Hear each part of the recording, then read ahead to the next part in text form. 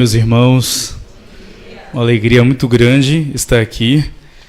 Nós temos o costume de dizer que é uma alegria estar no local em que estamos para pregar o Evangelho, e é uma verdade, porque a gente geralmente conhece mais uma parte da família de Cristo, ou revê uma parte, mas nesse caso é uma alegria maior, né?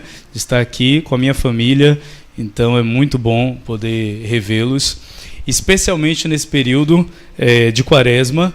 Nos deram a incumbência de falar sobre um texto muito especial e nós queremos, sem perda de tempo, tratar desse texto. Queria que você abrisse a sua Bíblia na primeira carta de João, capítulo 1. Então, 1 João, capítulo 1. O tema que foi passado para nós é confissão de pecados. Não é um tema simples, mas é um tema importante. Sei que vocês estão numa série a respeito de arrependimento e outros temas importantes no que se refere à Quaresma. Quaresma é um tempo para trilhar até a Páscoa. Então nós vamos nos enchendo de expectativas para a Páscoa, mas mais do que expectativa, nós vamos sendo trabalhados pelo Espírito de Deus à medida que olhamos para o caráter e para a natureza de Jesus. Todo tempo nós temos que olhar para Jesus. Mas na Quaresma é um tempo especial, onde nós temos a oportunidade de nos deter olhando para a humanidade de Jesus e para a divindade de Jesus revelada em sua humanidade. Olhando para como Jesus passou por momentos de vulnerabilidade, de sofrimento, de dor, e como nós podemos reagir da mesma forma que ele reagiu em momentos como os que ele passou. Então a Quaresma é um tempo de 40 dias que não deve ser desperdiçado, não deve ser perdido. Tome esse tempo para tomar consciência a respeito do que o Senhor tem feito no seu interior. 1 João, capítulo 1. O texto que fala exatamente do nosso tema é o texto que está no versículo 9. Diz assim: se confessarmos os nossos pecados, Ele é fiel e justo para perdoar os nossos pecados e nos purificar de toda injustiça. Esse é o texto-chave que fala de confissão de pecados, mas o texto que foi dado para o sermão de hoje foi o capítulo 1 inteiro, né? Fiquei muito feliz, porque eu havia pensado em um sermão expositivo do texto, e aí depois que eu fui até o texto, isso se confirmou. Há uma poesia no texto de João. O versículo que lemos é o versículo 9. Antes do 9 vem o 8, 7, 6, 5, 4, 3, 2, 1. Então existe um contexto para chegar nesse ponto de confissão de pecados. Quando nós falamos desse tema, confissão de pecados, muitas coisas vêm à nossa mente. Então o que é confessar pecados? Para quem confessar pecados? Por que confessar? Como confessar? E para que confessar? Quando confessar? São perguntas que podem ser respondidas se a gente voltar um pouquinho e começar no primeiro versículo do capítulo 1.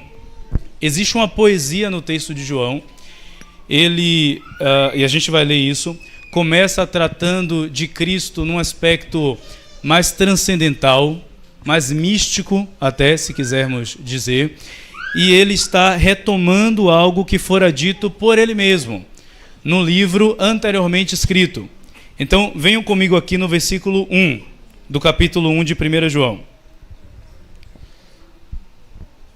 Versículo 1 diz assim: o que era desde o princípio, o que ouvimos, o que vimos com os nossos olhos, o que contemplamos e as nossas mãos apalparam, isto proclamamos a respeito da palavra da vida. Ora, olha esse começo aqui. O que era desde o princípio. Você vai lembrar que João começou o seu evangelho dessa maneira. No princípio era o Verbo, e o Verbo estava com Deus, e o Verbo era Deus. Todas as coisas foram feitas por meio dele.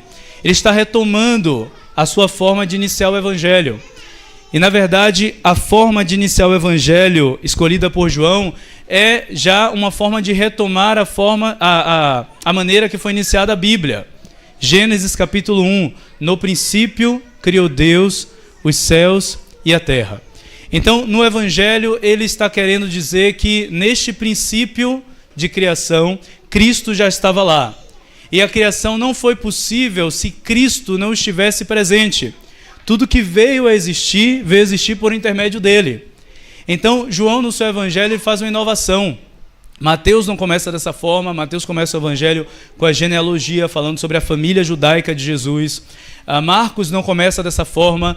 Marcos começa de maneira muito rápida, descartando genealogias, indo para a ação no que se refere a Jesus. Lucas não começa dessa forma.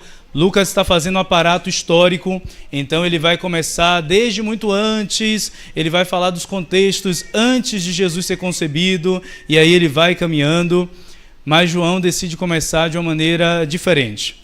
Ele não começa falando sobre o Cristo homem, ele começa falando sobre o Cristo Deus, e a encarnação desse Cristo que é Deus, desse Jesus que é Deus. Mas esse texto de João causou um impacto positivo na igreja, de reconhecer a grandiosidade de Cristo e o seu caráter eterno, e também causou um impacto negativo sobre a igreja. Então isso é que vai dar o contexto para a gente entender o que está nessa primeira carta. No momento dessa primeira carta, João escreve para diluir confusões. Ele escreve para sanar questões, problemas que estavam acontecendo.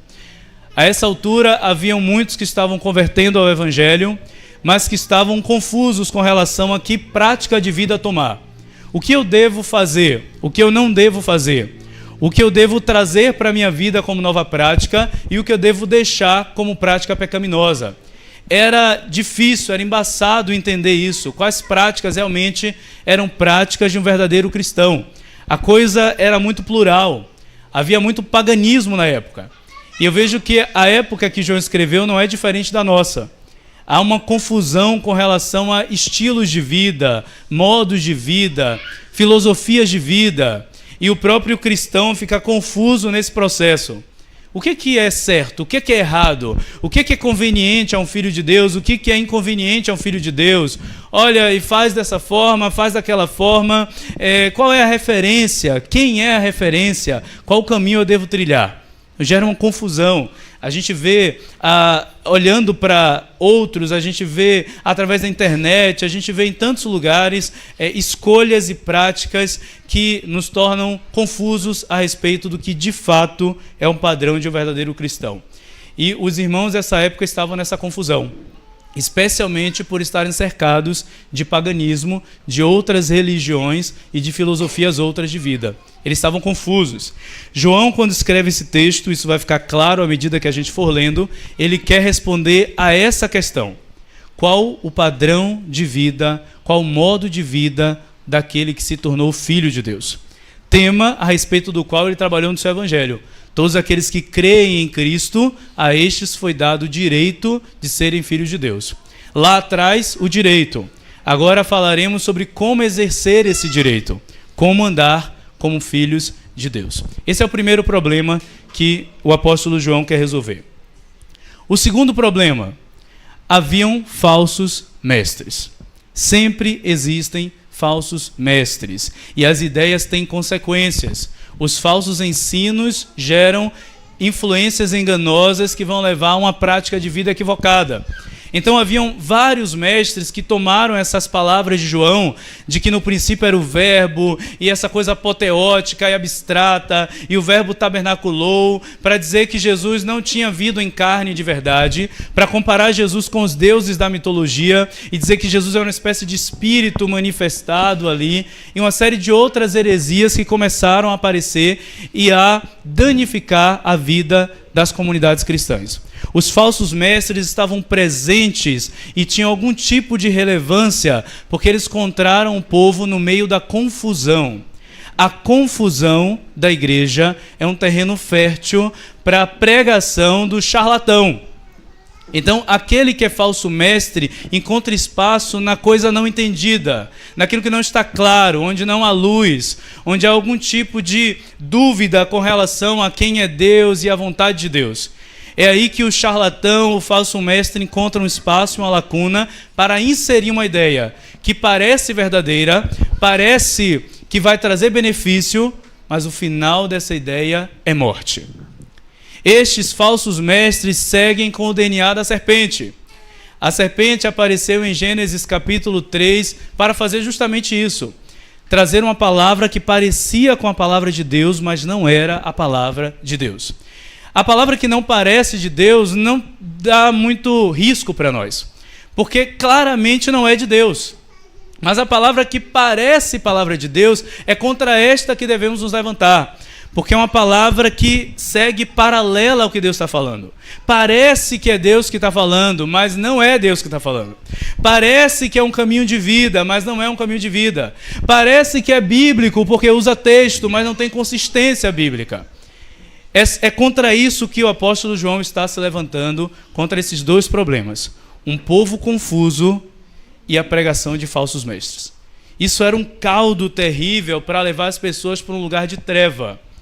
Então João está trazendo as pessoas novamente para o Evangelho. Por isso ele diz, olha, o que era desde o princípio, ouvimos e vimos com os nossos olhos. Ele está dizendo, é verdadeira a mensagem. O que nós estamos pregando é factual. Nós ouvimos. E não apenas ouvimos, porque no ouvir pode ter alguma falha. Nós vimos. Os nossos olhos viram. Não há erro com relação ao que está sendo dito. Ele diz, nós contemplamos e com as nossas mãos nós apalpamos. O que ele está falando é todos os filtros, os critérios de veracidade para este fato foram satisfeitos. E todos os critérios para a confiabilidade da nossa pregação também foram satisfeitos. Então ele vai se apresentar com credenciais, para que as pessoas entendam que não vem da mente humana essas ideias de João. Não vem da imaginação humana. E ele diz, é a partir deste crivo que nós estamos proclamando a respeito da palavra da vida. A Bíblia, na versão NVI, ela divide o capítulo 1 em 2 blocos. São 10 versículos no total. Os primeiros 5 versículos são intitulados como a palavra da vida. E depois os últimos 5 versículos como andar na luz. Aquele texto que lemos é o versículo 9, confessarmos os pecados. Tem a ver com o tipo de trilha, andar na luz. Mas antes, João tem que estabelecer um tipo de palavra. É uma qualidade da palavra que vai determinar a qualidade do andar. Percebe isso? A palavra vai determinando o tipo de prática. Não há prática segura sem palavra firme. Versículo 2, ele vai dizer, a vida se manifestou. Olha como ele se refere a Cristo. Ele vai chamar Cristo de vida. A vida se manifestou. Nós a vimos e dela testemunhamos. E proclamamos a vocês a vida eterna que estava com o Pai e nos foi manifestada. Agora, João, para se opor a modos de vida, a estilos de vida, ele está dizendo, eu não vim trazer um outro modo de vida. Eu não vim trazer um outro estilo de vida.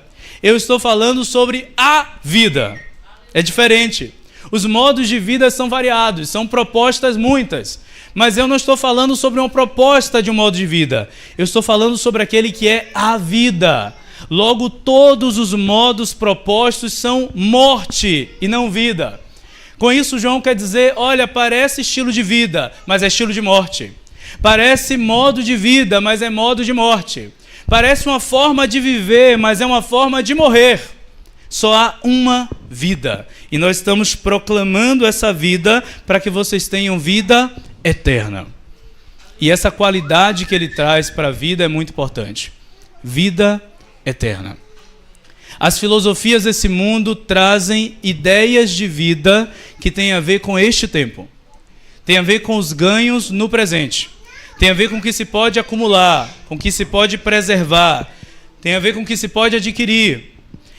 Os modos de vida propostos por essa era têm a ver com o que você vai viver hoje, ou no máximo amanhã. Então eles são muito mesquinhos. Eles são muito pequenos. Os benefícios que eles prometem são benefícios pequenos, porque tem a ver com esta era e esta terra. O que João está trazendo, a vida, tem uma qualidade de eternidade. O que ele está dizendo logo de cara, ao chamar essa vida de vida eterna, é que esses irmãos precisavam olhar não só para o tempo presente, não só para o ganho carnal, não só para o ganho material, não só para o ganho do agora, mas eles precisavam mirar a eternidade para acessar essa palavra da vida. Eles ficariam o tempo inteiro confusos se estivessem buscando benefícios imediatos. Essa é a porta para a confusão.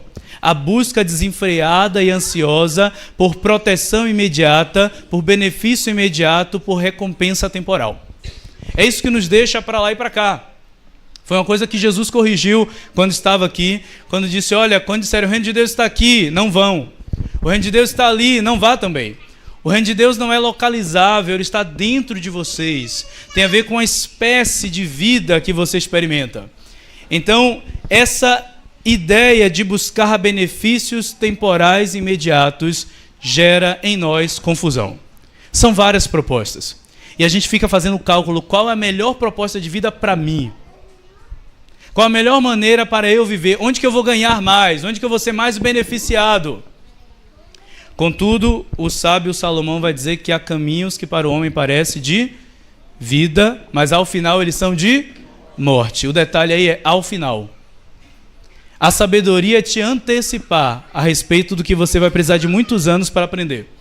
Então Salomão vem lá do futuro. Não tem isso, a gente tem esse tipo de dinâmica, né? O que é o que o seu eu do futuro falaria para o eu do passado? O eu do futuro são os mais velhos, ou deveriam ser.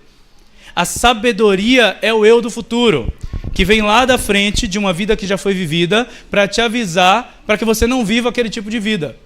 Então, Salomão vai dizer, há caminhos que parecem de vida.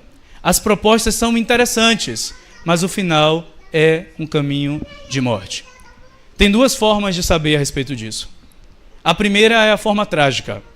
É trilhar esse caminho todo e experimentar a morte. E no final dos seus dias não ter alegria, ter frustração. E dizer, eu corri atrás do vento, foi tudo vaidade. A outra forma é a forma saudável. É ouvir a palavra da vida e, ouvindo a palavra da vida, reconhecer que todas as outras vozes são vozes de engano.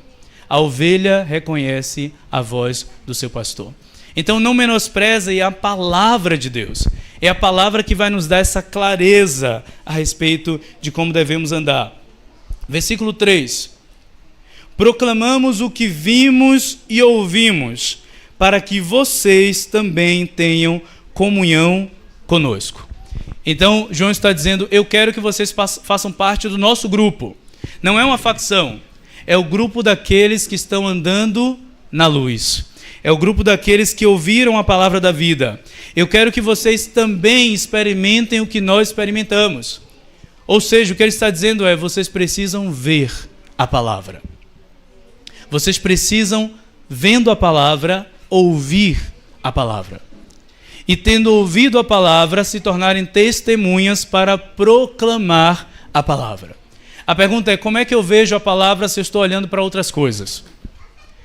Por isso que o período de quaresma é importante. Porque quaresma chacoalha o seu espírito para dizer, olha, talvez você precise parar um pouco e fazer algumas reflexões que estão sendo adiadas. A gente está olhando para tudo quanto é canto, o nosso dia a dia é corrido, é uma correria para lá e para cá, são tantas coisas. Então, há pouco tempo para contemplar. O apóstolo João está dizendo, nós contemplamos a palavra, nós olhamos para a palavra, nós nos detemos fixos com o olhar na palavra. E então, olhando para a palavra, nós ouvimos. Olhando tanto para a palavra olhou para nós e de repente ela falou. Percebe? Eles olharam tanto para a rocha que a rocha falou, eles conversaram com a rocha. Talvez ao olhar para a palavra você se encontre diante de um quadro estático. Não está acontecendo nada e você está voltando o olhar do seu coração para Jesus, buscando de Jesus, orando a Jesus, lendo sobre Jesus, pensando em Jesus, amando Jesus, mas não está vindo nada de lá para cá. É necessário permanecer olhando para a palavra. Vimos. E então ouvimos. E eu destacaria que todos esses verbos estão no plural. É sobre uma coletividade que olha e sobre muitos ouvidos que ouvem. Não é apenas uma pessoa, embora seja também uma pessoa, para que seja todo mundo. É todo mundo olhando para ele, ou muita gente pelo menos, e então ouvindo a palavra dele. E quando nós ouvimos, nós proclamamos. Esse é um bom trajeto, tá bom? Da proclamação espiritual. Não se proclama o que não se ouviu. Proclamadores do evangelho não são inovadores, não inventam nada. Eles ouvem e repetem, mas não se ouve sem olhar. É preciso ver. A experiência poderíamos chamar de profética, ver, ouvir e então proclamar. Então, se vocês passarem por esse processo, diz o apóstolo, vocês vão ter comunhão conosco. Nossa comunhão é com o Pai e com seu Filho Jesus Cristo. Ou seja, vocês vão ser incluídos nessa palavra. E quem é incluído na palavra experimenta vida, porque a palavra é a palavra da vida. Escrevemos essas coisas para que a nossa alegria seja completa. Como assim, né? Escrevemos para que a nossa alegria seja completa. Havia uma alegria, mas ela era parcial. João estava alegre porque aqueles homens e mulheres tornaram-se filhos e filhas de Deus. Mas ele não tinha alegria completa ainda, porque sendo filhos e filhas de Deus, ainda não tinham aprendido a andar como filhos e filhas de Deus. Nesse tempo pode ser oportuno para nós agradecermos ao Senhor por sermos filhos e filhas, mas clamarmos ao Senhor para que andemos como filhos e filhas. Ser filho de Deus é uma coisa banalizada. A gente pensa, todo mundo é filho de Deus, todo mundo é filha de Deus. Não, tem aquele que crê em Cristo e recebe esse direito, mas o direito pode ser não utilizado, ainda que tenha sido adquirido. E essa parte de adquirir o direito tem a ver com a graça de Deus, exclusivamente. Mas usar desse direito é uma cooperação, uma sinergia entre a graça de Deus e o esforço humano de andar como filho e filha. E por que alguém decide andar como filho e como filha? Primeiro, porque ama. Foi amado primeiro e ama em resposta. E porque ama, decide andar como filho e filha. O segundo motivo é porque é inteligente, não é burro. Porque percebe que andar como filho é andar na vida. E andar de outras maneiras é caminhar para a morte. Então é uma escolha inteligente, racional. Primeiro motivo para andar como filho é uma questão de fé. Nós amamos a Ele, o Deus invisível, que nos amou primeiro. Mas o segundo é uma questão de razão. Nós percebemos a sabedoria de obedecer à palavra de Deus. Então, se você não é crente, pelo menos não seja burro. E ande como filho e como filha de Deus. Aí então chegamos no versículo 5. O versículo 5 começa a sessão intitulada Andar na Luz. Ele diz assim: esta é a mensagem que dele ouvimos e transmitimos a vocês. Reparem na repetição, ele sempre está dizendo ouvimos dele. É o ponto de veracidade. A autoridade aqui não está em João, a autoridade está em Cristo. Esta é a mensagem que dele ouvimos e transmitimos a vocês. Deus é luz. Nele não há treva alguma.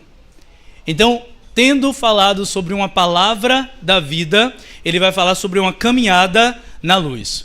Primeiro a gente vê e ouve a palavra da vida, e tendo visto e ouvido, a gente começa a andar na luz. Deus é luz.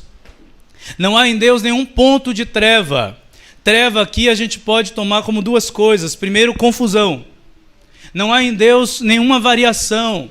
Não há em Deus contornos, não há em Deus dúvidas, não há em Deus embaraços, não há em Deus nós. Ele é livre, ele é luz, ele tem clareza em si mesmo. Não há nenhum tipo de confusão. Ao olhar para ele, nós deixamos de ser confundidos, porque ele é luz. Não há nenhuma variação em Deus. Nada que deixa entender. Deus é claro. A palavra de Deus é clara. Não há nenhum tipo de sofisma que vai ter que ser preenchido pela sua ideia. Não. Andar com Deus é andar de maneira clara. Há segurança na comunicação. Não é uma comunicação obscurecida. Não é uma comunicação duvidosa. Deus é luz. Não há ponto de treva em Deus. A segunda coisa da treva aqui é que não há nele mal algum.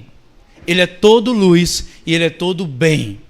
Deus em si é pura luz e puro bem. Não há nele dúvida, confusão, nem maldade. Deus é luz. A Bíblia não está dizendo que Deus está na luz, ainda que ele esteja na luz. Deus habita em luz inacessível. Mas aqui ele não está dizendo que Deus está na luz. Ele não está dizendo que Deus tem luz, como se luz fosse uma propriedade, um bem de Deus. Ele está dando a natureza de Deus. Ele está dizendo que Deus é luz. Deus é luz. Versículo 6. Se afirmamos que temos comunhão com Ele, mas andamos nas trevas, mentimos. É muito objetivo, né? O apóstolo João. Se nós dizemos, nós temos comunhão com Deus, nós somos filhos de Deus, nós amamos a Jesus, mas nós andamos em trevas, em confusão, em dúvida e em pecado, nós não temos comunhão com Ele. E a quaresma é um tempo para pensar sobre isso. Será que eu estou andando em confusão? E se estou, será que tenho comunhão com Cristo? Que tipo de comunhão é essa? Se o meu Deus é luz, por que eu estou confuso? Por que há sombras no meu caminho? Por que há sombras à minha frente? Uma reflexão a fazer é, olhando dentro de mim, está tudo tão obscurecido, então como eu posso dizer que tenho comunhão com Ele, que é luz, se dentro de mim há tanta treva? Talvez não seja tudo treva, mas há muita treva. Talvez não tenha muita treva, mas há um pouco de treva. Talvez não tenha um pouco, mas tem um resquício de treva. Então, esse é um tempo de refletir. Que tipo de caminho eu estou caminhando? Que tipo de trilha? Qual é a minha prática? Como tem sido o meu dia a dia, o meu cotidiano, os meus pensamentos, as minhas palavras e as minhas ações, as minhas decisões? Elas são claras, elas estão na luz, ou elas são dúbias, confusas e malignas? É isso que a gente precisa pensar. Nós somos fontes de malignidade. Nós somos inclinados ao mal. Quando encontramos Cristo, uma outra natureza de luz e de bondade é colocada dentro de nós. Agora nós precisamos ter cuidado e ser zelosos, para que essa inclinação para as trevas não sobreponha a realidade da luz que há em nós. E todos os dias você vai ter que lutar a respeito disso. Todos os dias. Jesus lutou. A quaresma nos lembra disso. Ele lutou contra a vontade, ele disse, Pai, se possível passa de mim esse cálice, mas que seja feita a sua e não a minha vontade. Ele aprendeu a obediência pelas coisas que sofreu, houve dor no processo para Jesus, que não tinha uma inclinação natural para o pecado, quanto mais para nós. Então, João vai dizer, olha, desconstrua tudo isso que você fez. Se você diz que tem comunhão com Ele e anda em trevas, você é um mentiroso. Você está enganado e não pratica a verdade. Ou seja, o seu discurso é falso e a sua prática é pior ainda. Percebe o que ele está dizendo? Se você diz que tem comunhão com Deus, que é filho e filha de Deus, mas anda em confusão e em maldade e pecado, o seu discurso é falso e a sua prática não tem a ver com a palavra da vida. Versículo 7. Se, porém... A palavra porém na Bíblia geralmente é uma palavra especial, porque ela é um apontamento de esperança.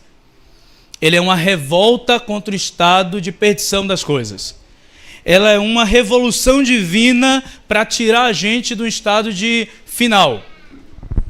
Se, porém, andarmos na luz, como Ele está na luz, temos comunhão uns com os outros. Aqui já mudou, né?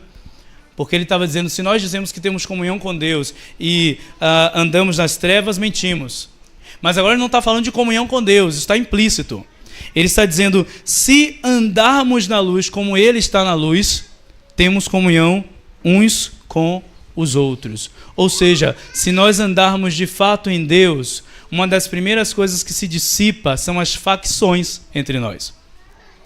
Porque as facções são construções babilônicas, de projetos pessoais.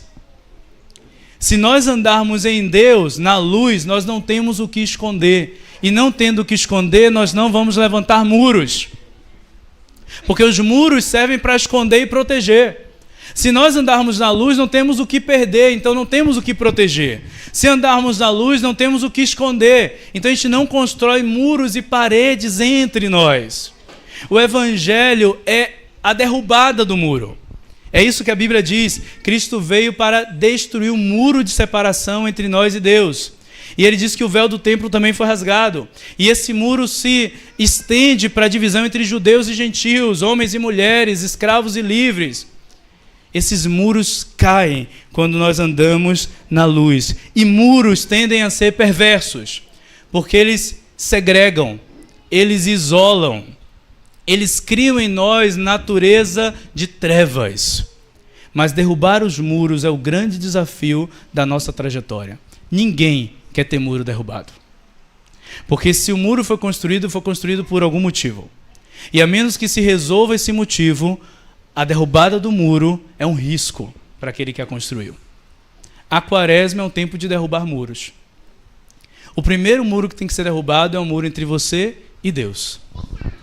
Tem que derrubar esse muro. Sabe aquela conversa difícil, delicada, que se tem que ter com alguém, um amigo, um cônjuge, um pai, um filho, e você fica adiando, porque é uma conversa muito delicada, tem coisas a serem resolvidas, e você fica adiando, vai ser desgastante, vai ser difícil, e você fica adiando, e você percebe que à medida que você adia, o problema vai aumentando, vai se enraizando. Deus quer ter essa conversa com você. Essa conversa que você está jogando para frente. Vivendo uma vida de programação religiosa, é necessário parar e ter uma conversa difícil com Deus. Uma conversa sobre a realidade da sua vida. Porque Ele já a conhece, mas Ele está esperando que a gente vá até Ele e diga, chegou a hora da conversa. É desgastante essa conversa. Talvez hajam lágrimas. O coração fique meio acelerado, ansioso, angustiado. Talvez haja ali um sentimento ruim, que nós podemos chamar de tristeza segundo Deus, que é temporária, que produz alegria eterna. Mas é necessário que se tenha essa conversa franca com Deus. Nós, evangélicos, nos tornamos hipócritas, numa fala desonesta com Deus, automática, de discursos já preparados. A nossa oração, se fizer um filtro daquilo, não sobra nada de verdade sobre o nosso coração. São repetições de coisas que foram aprendidas a se falar diante de Deus, para embaralhar a cabeça de Deus, para barganhar com Deus, para maquiar o nosso estado diante de Deus, como se Deus fosse enganável. Nós precisamos parar e ter uma conversa difícil com Deus. Aquela conversa que gera em nós o mesmo sentimento que havia no coração do filho pródigo, quando ele pensou que ia ter que olhar no olho do pai dele, de novo, depois de ter feito tudo o que fez. É esse tipo de conversa que a gente precisa ter com Deus. Uma conversa real. Uma conversa que está distante desses discursos que dizem que a gente é bom, que a gente é maravilhoso, que a gente é limpinho, que a gente é cheiroso. Não é verdade! Há trevas dentro de nós. Nós precisamos andar na luz. Já reparou quando você está dormindo num ambiente bem escuro e chega ali perto da manhã, mas o ambiente ainda é escuro, alguém chega e acende a luz?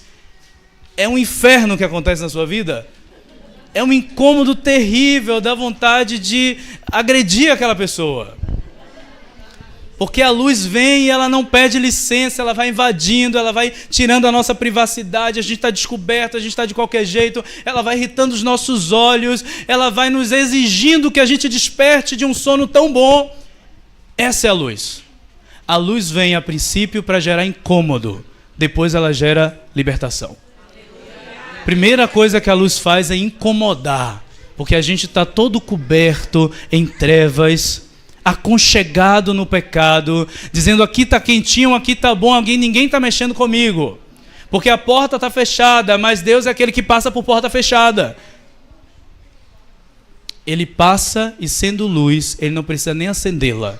Ele diz, haja luz, porque foi isso que ele fez no princípio.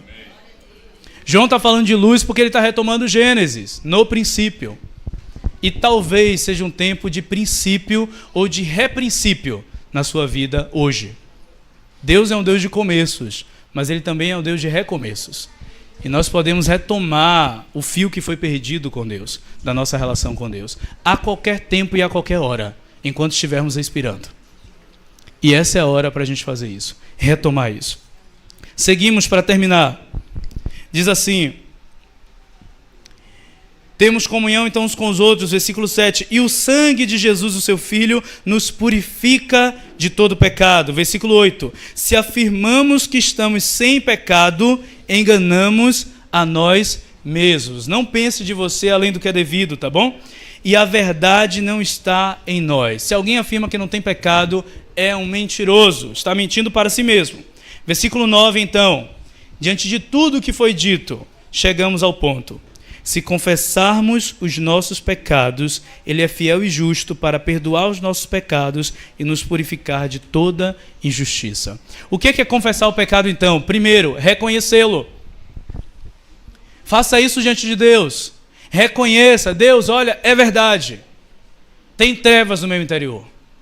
É verdade, eu estou pecando contra o Senhor. É verdade, eu estou errado. O erro está do meu lado, não está do seu lado. Porque a gente é expert em lançar o erro para o lado de Deus. Ainda que a gente não verbalize, a gente pensa. Se Deus tivesse feito de outra maneira, teria sido diferente. Então Deus errou.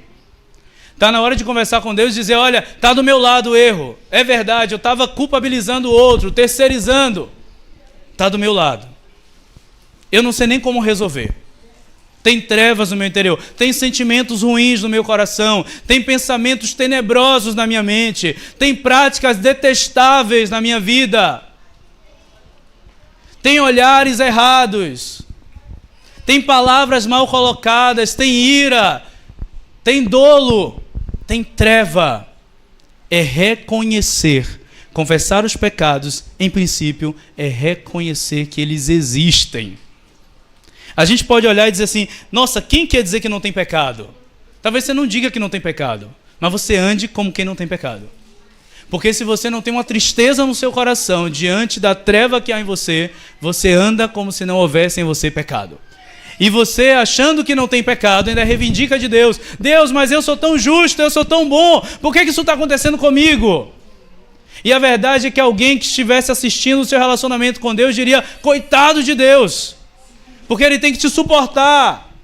O que é que Ele fez para te merecer? O erro está do nosso lado.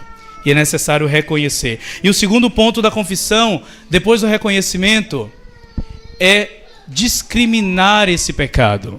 Listar esse pecado. Dar nome a esse pecado. Diante de Deus é necessário que você nomeie. Eu errei assim, e assim, e assim. Neste dia, desta forma.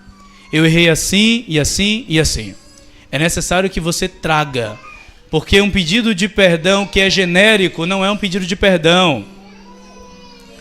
É uma reparação de danos. É necessário confessar ponto a ponto do nosso pecado. E para terminar, versículo 10.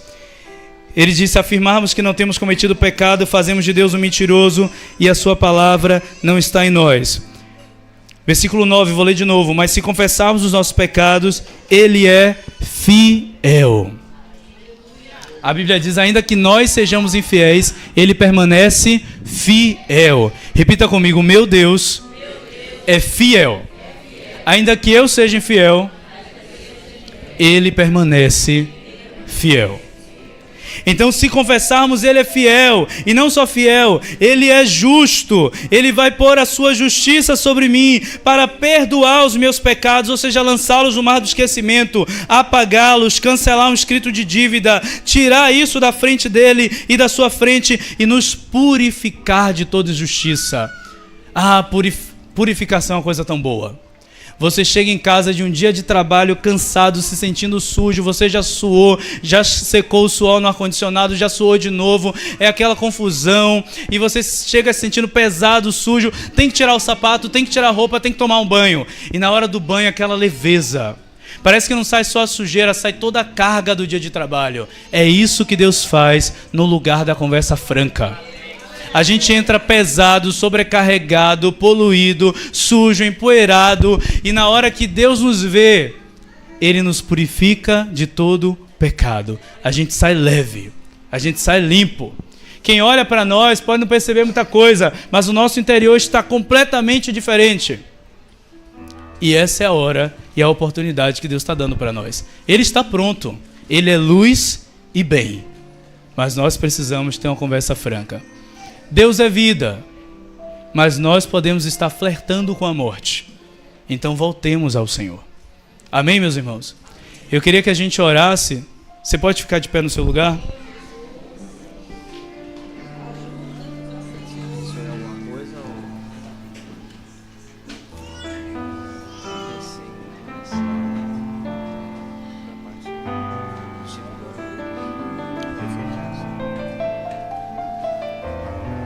Queria que você fechasse seus olhos aí agora.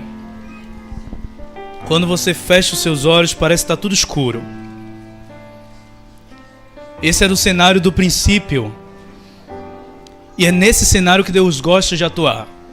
Talvez esse cenário seja o cenário do seu próprio coração. É hora de confissão de pecados.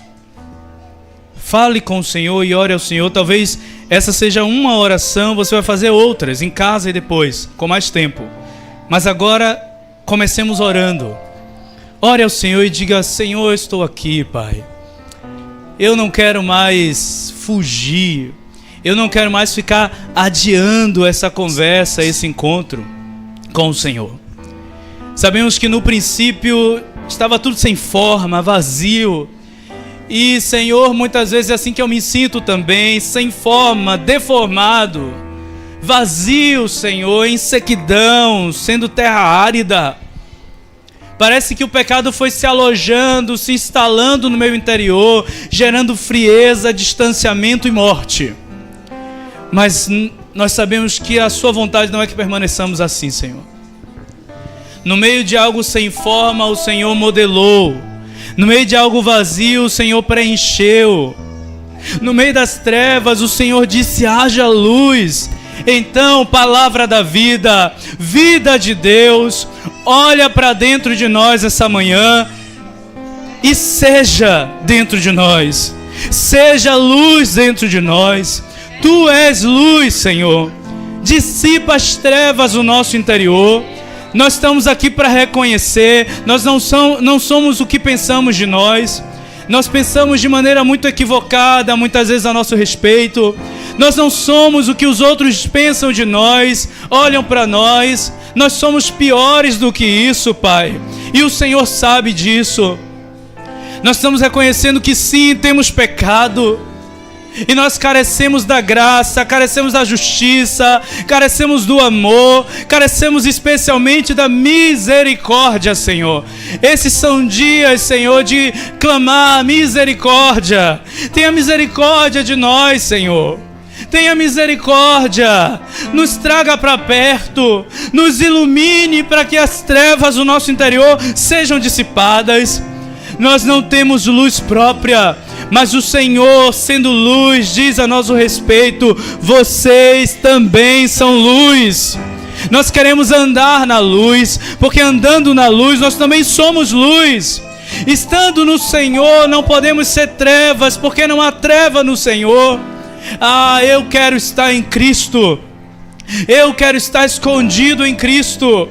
Eu quero afirmar a respeito de Cristo. Eu o vejo, eu ouço e eu proclamo. A palavra da vida encontra a nossa treva nessa manhã. A palavra da vida encontra a nossa morte nessa manhã. A palavra da vida encontra a confusão do nosso interior nessa manhã. Ilumina, ilumina, ilumina. Oh, grandioso Deus! Abra a sua boca sobre nós nesses dias, dizendo: haja luz que se dissipe as trevas, que a nossa mente seja iluminada, que o nosso coração seja iluminado, a nossa alma seja invadida por luz que nos desperta do sono, que nos desperta a alma, que nos faz levantar da cama do pecado para viver a liberdade que nos foi prometida.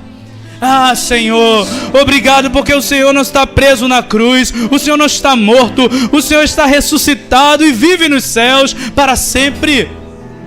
Nós não queremos flertar com a morte, Senhor. Nós queremos andar em vida, e essa vida só o Senhor pode nos dar. Precisamos dessa vida, Senhor. Ilumina o nosso ser, Pai.